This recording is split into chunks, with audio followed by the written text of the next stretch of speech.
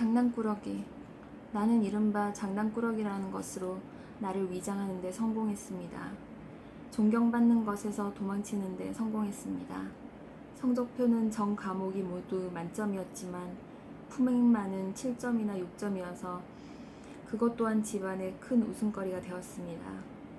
하지만 나의 본성은 그런 장난꾸러기 같은 것과는 정반대였습니다. 그즈음 이미 나는 하녀와 하인들을 통해 서글픈 짓을 알았고 그들에게 일을 당했습니다. 아직 어린 아이에게 그런 짓을 하다니 인간으로서는 저지를 수 없는 범죄 중에서도 가장 추악하고 저급하며 잔혹한 범죄라고 생각합니다. 하지만 나는 참았습니다. 이걸로 또 한 가지 인간의 특성을 보았다는 마음이 들어서 힘없이 웃기만 했습니다. 만일 내게 사실을 사실대로 밝히는 습관이 있었다면 서슴없이 그들의 범죄를 아버지와 어머니에게 호소할 수 있었겠지만, 그러나 나는 그 아버지와 어머니 또한 온전히 이해할 수 없었던 것입니다. 인간에게 호소한다는 방법에 대해 나는 조금치의 기대도 가질 수 없었습니다.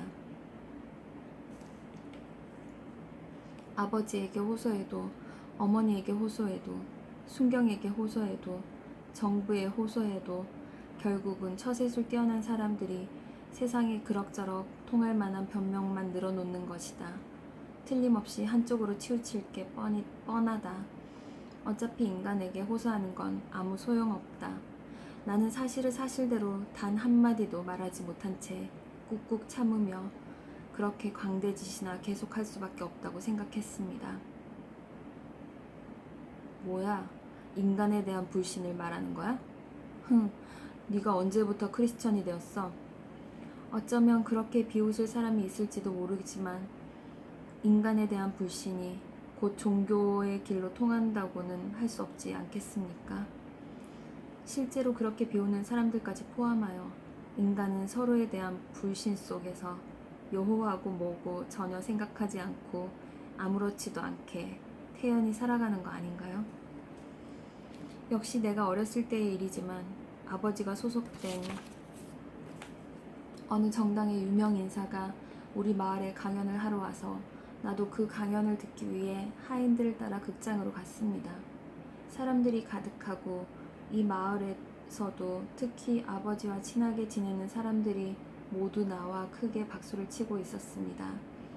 강연이 끝나고 청중은 눈 오는 밤길을 삼삼오오로 모여 집으로 돌아가게 되었는데 하나같이 그날 밤 강연에 대해 험담을 하는 것이었습니다.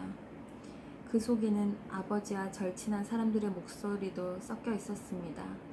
아버지의 개회사도 형편없었고 그 유명인사의 강연도 도대체 무슨 소린지 못 알아듣겠더라고 이른바 아버지의 동지라는 사람들이 성난 소리로 떠들어댔습니다. 그러고는 그 사람들이 우리 집 응접실에 들러서는 오늘 밤의 강연회는 대성공이었다고 한결같이 진심으로 기뻐하는 얼굴로 아버지에게 말했습니다. 오늘 밤의 강연회는 어땠느냐는 어머니의 물음에 하인들까지 나서서 시치미를 뚝 떼고 아주 재밌었다고 말하는 것이었습니다. 강연회처럼 따분한 건 없다고 돌아오는 내내 한숨을 푹푹 내쉬었으면서 말입니다. 하지만 그건 그저 사소한 일에 지나지 않습니다.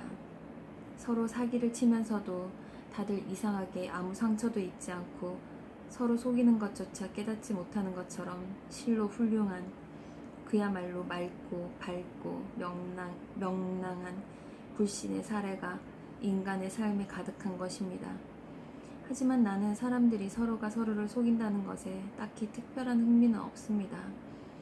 나 역시 광대짓으로 아침부터 밤까지 다른 사람들을 속이고 있으니까요. 나는 바른생활 교과서에 나오는 정의감이니 뭐니 하는 도덕성에는 별로 관심이 없어요. 오히려 서로가 서로를 속이면서 맑고 밝고 명랑하게 살아가는 혹은 살아갈 자신이 있는 것 같은 인간이 내게는 난해하기만 합니다. 사람들은 끝내 내게 그런 요령을 가르쳐주지 않았습니다. 그것만 알았다면 나는 인간을 이토록 두려워하며 죽을 둥 살 둥 광대짓 서비스 따위는 하지 않았겠죠. 인간의 삶과 대립하며 밤마다 지옥 같은 이런 고통도 맛보지 않았겠지요. 내가 하인과 하녀들의 가증스러운 범죄조차 어느 누구에게도 호소하지 못한 것은 인간에 대한 불신 때문이 아니라, 그리고 물론 기독교적인 사상 때문이 아니라 인간이 요절하는 나 한 사람에게만은 믿음의 껍질을 단단히 닫고 있었기 때문이라고 생각합니다. 아버지와 어머니까지도 나로서는 도저히 이해할 수 없는 모습을 이따금 보이곤 했으니깐요.